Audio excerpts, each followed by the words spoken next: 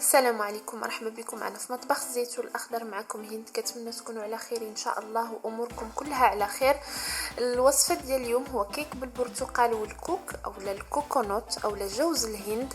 الوصفه سهله بزاف ديال الكيكه. دونك هي وصفه اللي كنستعملها كوصفه اساس، وتنبقى نبدل في النكهات كل مره بالحامض، مره بالقرفه بالشوكولا. دونك الوصفه دونك واخدها كوصفه اساسيه. بالنسبه لوصفه اليوم هي من اسمها بالبرتقال وكذلك الكوكونوت. الماء ديال الكوكونوت استعملته في هذه الوصفه. الا ما عندكمش فهو ولا متواجد في المحلات الكبرى الماء ديال الكوكونوت والزيت ديالو كذلك الحليب ديالو. فالا ما لقيتوش الماء ممكن تستعملوا الحليب ديال الكوكونوت اولا ديال الكوك. غادي نبداو على بركه الله في هذه الوصفه. غادي ناخذ اناء غنوضعوا فيه البيض. دونك المقادير ديال الكيك غادي توجدوه دائما في صندوق المعلومات باسفل الفيديو. غادي نطربوا البيض 4 ديال البيضات مع كاس ونص كاس ونصف من السكر. دونك السكر اللي استعملته هو سكر بني. ممكن غادي تستعملوا السكر بالطبع اللي نتوما متعودين تديروا به الحلويات ديالكم.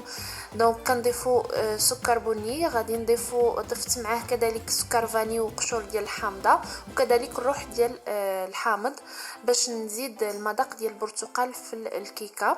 من بعد ضفت كاس ديال الزيت وبقيت كنطرب حتى تضاعف الحجم ديال هذاك البيض والسكر. من بعد غادي نضيفوا الماء ديال الكوكونوت اولا ماء ديال الكوك وكذلك الدقيق. غادي نبقاو تنضيفوا فيه تدريجيا تقريبا 3 ديال الكيسان ونصف ديال الدقيق. واخر حاجه كنضيفوها هو الخميره ديال الحلوى.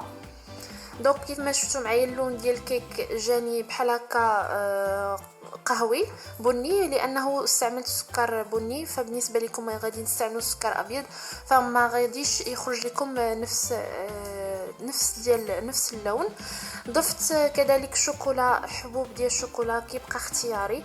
كذلك زينت برقائق اللوز كتبقى اختياريه. من بعد ما وضعت الكيكه اولا خليط الكيك في القالب ديالها اللي تيكون مدهون بالزبده ورشينه بالدقيق.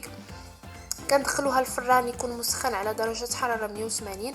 دونك تنشعلوا الفران الوقيته اللي غنبداو فيها تنصوبوا فيها الكيك، ما نشعلوهش من قبل بزاف لان الفران الا كان سخون بزاف عاوتاني تيقدر يتفص لكم الكيك. وكذلك الفران ضروري ما يكون من الاحسن الا كان الفران تيشعل من التحت عنده التحت ديالو تطلع منه الحراره باش يطلع لكم الكيكه. دونك هذه هي الوصفه ديال الكيكه بالبرتقال والكوكونوت اولا بالكوك. كتجي لذيذه وداك الماء ديال الكوكونوت هششها ليا بزاف ورطبها وكيجي داك دونك المذاقين مع بعضياتهم كيجي لذيذ مع هذاك الشوكولا اللي ضفتو في الاخير. كتمنى الوصفه ديال الكيك بالبرتقال والكوكونوت تجربوها ان شاء الله.